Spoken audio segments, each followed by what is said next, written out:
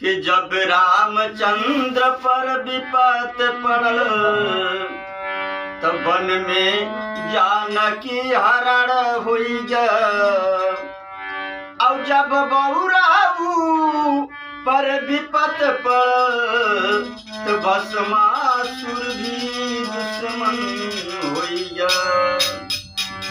विक्रमादित्य पर विपत्ति पड़ल तब भूजी मछली गई पानी में। नौलखार खुटिया नीले राजा नल पर निगरानी में। तक समय चाही कई दे जवन सब सहेला मनई हारे पर।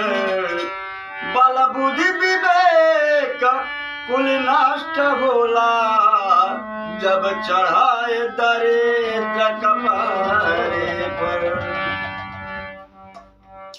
तई समय कही के रही जाला क्यों के भूख नाही साथ गवा। जब चला सिकंदर दुनिया से त खाली दोनों हाथ गवा। लेकिन कैसे? विधि गति बलवान साथी साथ में क्यों ना।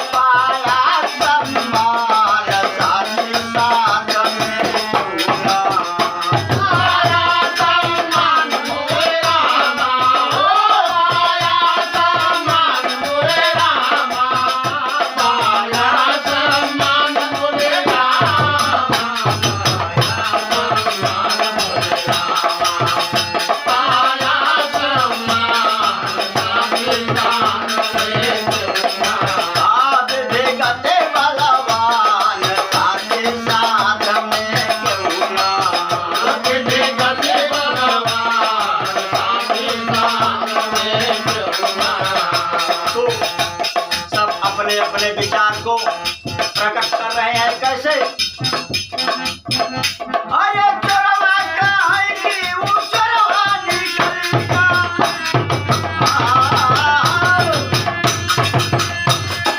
चोरवा कहेगी वो चोरवा निकलेगा, अब डाकू कहीं सही याद हो, छिनरा कहीं उलरा को निकलेगा, लहरा कहीं जरा हो, छिनरा कहीं उलरा को निकलेगा, लहरा कहीं जरा हो, छिनरा कहीं उलरा को निकलेगा, लहरा कहीं जरा हो। ओ माघ महीना सनायत हतर, आइचा सोमार, हरे राम आइचा सोमार। ओ 11 बजे से गगन दोपहर, शनिगंज बाजार पुलिस के टोली, चल गई अचानक गोली, सब गए न पराए, कान खड़ा दुकान में, अलिहल से दौड़ाए, सुन के जबान में, गए बाहर आए, तुरंत मुझे पर, तस्वीरों घबराए, बाबू साहब कही के, अलिया हाथ मिलाए, जब मिला हाथ हाथे में, तो बोला कप्तान बोला रे, अब बोला कप्तान साथे साथ में चलूंगा, बोला कप्तान बोले रामा, बोला कप्तान बोले रामा, बोला कप्तान बोले रामा, बोला कप्तान बोले रामा, बोला कप्तान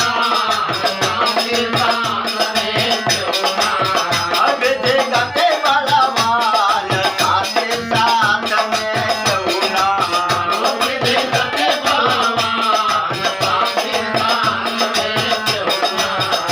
तो जब सीओ साहब विजय खान सिंह से हाथ मिला लेते हैं तो उसके बाद क्या कहते हैं, बोले सीओ